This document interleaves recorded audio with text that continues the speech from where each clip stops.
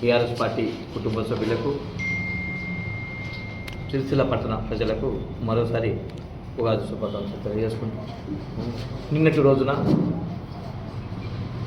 Congress party అధ్యక్షులు, ముఖ్యంగా అనుభవం ఉన్న వ్యక్తులు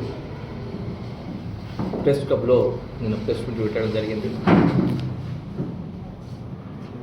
ఆ మీడియా ద్వారా మాట్లాడింది నిన్నటి రోజున ప్రత్యేకంగా చూడడం జరిగింది.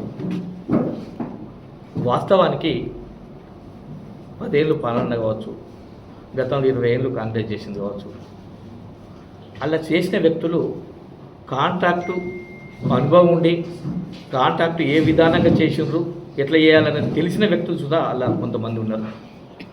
అంతేకాకుండా పాలకవర్గం సుధా అలా కొంతమంది ఈ పాలకవర్గం ఉన్న వాళ్ళు ఉన్నారు. ఒక ఆరోపణ చేసేటప్పుడు ఖచ్చితంగా గతంలోనే ఆది శ్రీనివాస్ గారు పెద్దలు పార్టీ విప్ గారు ఆరోపించారు. ఆరోపిస్తే తెల్లారి ప్రెస్ మీట్ పెట్టి, అన్న మీరు పెద్ద మనుషులు, ఇటువంటి తప్పుడు ఆరోపణలు చేయొద్దని సుతా మేము చెప్పడం జరిగింది. మరి నిన్న మళ్ళీ అదే ఆరోపణలు. వాస్తవానికి మొన్నటి పాలకవర్గం వచ్చినాక 15 రోజులకే 2 సంవత్సరాలు కరోనా పరిస్థితుల్లో కౌన్సిలర్ కావచ్చు, చైర్మన్ కావచ్చు, వైస్ చైర్మన్ కావచ్చు, పార్టీ కావచ్చు, రాష్ట్ర వ్యాప్తంగా ఎంతో ఇబ్బందులతోటి 2 సంవత్సరాలు వెళ్ళదీయడం జరిగింది.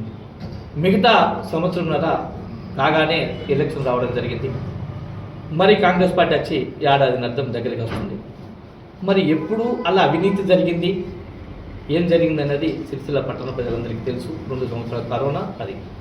ఇంకొకటి ఏంటంటే, ముఖ్యంగా అసలు ఇప్పుడు మాకు తెలిసింది ఏంటంటే, ఒక వ్యక్తి మాట్లాడుతుంటే ఇట్లా నవ్వన్నా బాధపడన్నా అర్థం కాలేదు. అనుభవం ఉన్న వ్యక్తులు ఇప్పుడు మాకు వెలుగులోకి వస్తున్నాయి. టెండర్ పెట్టకుండానే బిల్లులు తీసుకున్నారు. అట్లా ఉంటుందా? టెండర్ పెట్టకుండా బిల్లు. తెలియనోడు మాట్లాడితే ఒక అర్థం ఉంటుంది. తెలిసిన వ్యక్తులు, అనుభవం ఉన్న వ్యక్తులు టెండర్ పెట్టకుండా బిల్లులు తీసుకున్నారు. వేసిన రోడ్డుకు గతంలో తీసుకున్నారు, మండ తీసుకున్నారు. ఇట్లా ప్రజలను తప్పుతో పట్టిస్తే ప్రజలు ఎవరు నమ్మే పరిస్థితులు లేదు. కాంగ్రెస్ పార్టీ నాయకులు అక్కడ రేవంత్ రెడ్డి గారు అన్ని అబద్ధాలు మాట్లాడుకుంటా అక్కడ పుటలు గడుపుతున్నారు. ఇక్కడ ఈ నాయకులు అబద్ధాలు చెప్పుకుంటా పూటలు గడుపుకుంటా ఏడాది అర్థం పాలన దగ్గరికి వచ్చింది. కనీసం ఒక్క 5 లక్షల పనిచేసిన పాప దగ్గర ఏడాది అర్థం నుంచి గత కేటీ రామారావు గారు పాలకవర్గం 6 నెలల ముందే 40 కోట్లు ఒకటి, 15 కోట్లు ఒకటి జీవో తీయడం జరిగింది.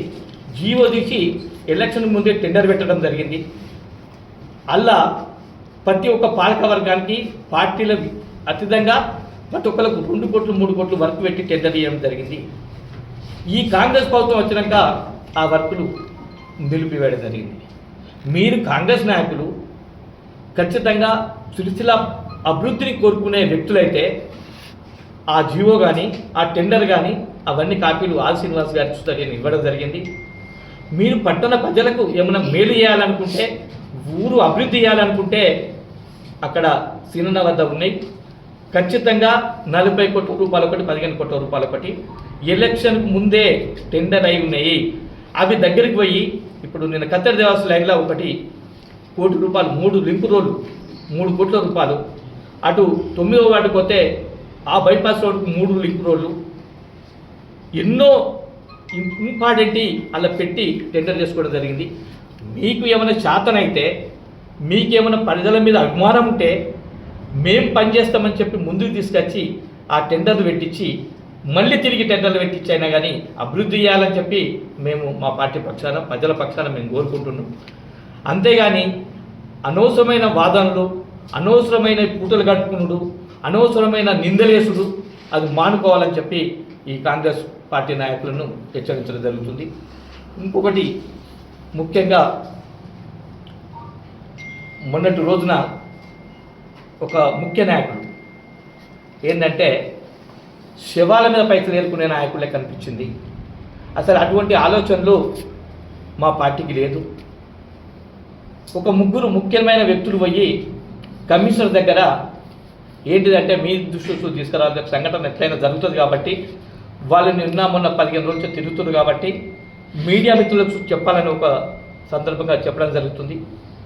ఎందుకంటే గత పాలకవర్గంలో ప్రతి ఒక్క కౌన్సిలరు అన్న అక్కడ కొంచెం గరీబులు చనిపోయారు, ఒక 1000 రూపాయలు 500 తక్కువ చేయదని చెప్పి ఎన్నో సందర్భాలు అడిగితే జేబులకెళ్ళి 500, 2000, 3000 ఇట్లా ఇచ్చి దాన సంవత్సరాలకు సుత మా కౌన్సిలర్ చేయడం జరిగింది. అయితే ఆ ఆలోచన కొరకు ఒకసారి మనం ఆలోచన చేసి పాలకవర్గానికి వేడి పడకుండా చేయాలన్నా మీరు అనుకుంటే అవుతుందని చెప్పి కౌన్సిలర్ అందరూ పార్టీ ప్రెసిడెంట్ గారు నన్ను కోరితే చైర్పర్సన్ గారు కూకుండా పెట్టుకొని ఒక రూపకల్పన చేయడం జరిగింది. ఎంత అవుతుందంటే దాన్ని దాదాపు 2.5 లక్షల నుంచి 3 లక్షలు అవుతుంది ఆ నెలకు. సరి 40-45 ప్రతి నెలకు శవాలు వస్తున్నాయి కాబట్టి 3 లక్షల రూపాయలు అవుతున్నాయి. ఇది భారం అవుతుందని చెప్పి అనుకొని అప్పుడు ఉన్న పాలకవర్గంతో చర్చించి కేవలం ఒక ముగ్గురు కట్టెల సేకరణ కొరకు సాలరీసు, ఒక ట్రాక్టరు, వాళ్ళకు ఒక 75,000 మిషన్లతో సహా ఈ కట్టెల పేర్చులకు 1500 రూపాయలు ఉంటే ఈ పాలకవర్గం బడ్జెట్ లేదు కాబట్టి 1000 రూపాయలు తీసుకోమని చెప్పి సుంకరులను 6గురిని వాళ్ళ ముగ్గురిని ఒక ట్రాక్టర్ అన్నిటికి కలిపి 1,30,000 రూపాయలు బడ్జెట్ ఒక సంవత్సరానికి కేటాయించడం జరిగింది. 3 లక్షలు దాన్ని 1,30,000 కుదించి చేయడం జరిగితే ఒక అనుభవం ఉన్న వ్యక్తులు పోయి అలా అవకతవకలు జరుగుతుంది. కలెక్టర్ దగ్గరికి ఒక లెటరు, కమిషనర్ దగ్గరికి పోయి ఇండివిజువల్గా లెటర్ ఇస్తే బాగుండదు, పబ్లిక్లో మా ఇజ్జత్ పోతుంది అని కలెక్టర్కి ఇండివిజువల్ చెప్పి, కమిషనర్కు ఇండివిజువల్గా చెప్పి ఆ సంఘానికి నోటీస్ ఇవ్వడం జరిగింది. 4 మాసాల నుంచి మాకు జీతాలే లేవు సార్, మాకు జీతాలు లేకపోతే పరిస్థితి ఏందని చెప్పి వాళ్ళు పోతే మీకు జీతాలు ఇవ్వద్దని చెప్పి కాంగ్రెస్ వాళ్ళు వచ్చి మాకు చెప్పిండ్రు. అలా అవకతవకలు జరిగింది అని మాట్లాడారు.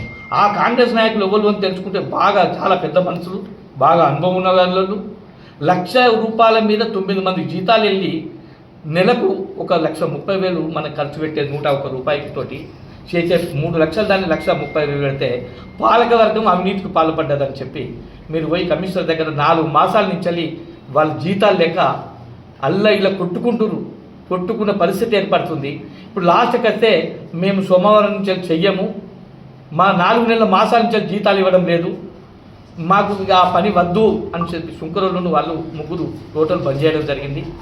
అంటే మీరు చేసే కాంగ్రెస్ నాయకులు చేసే పనులు ఊరికి బాగు చేయాలి కానీ చెడగొట్టేందుకు ఉన్నారా అని చెప్పి నేను పత్రికా మీడియా ద్వారా నేను అడగడం జరుగుతుంది.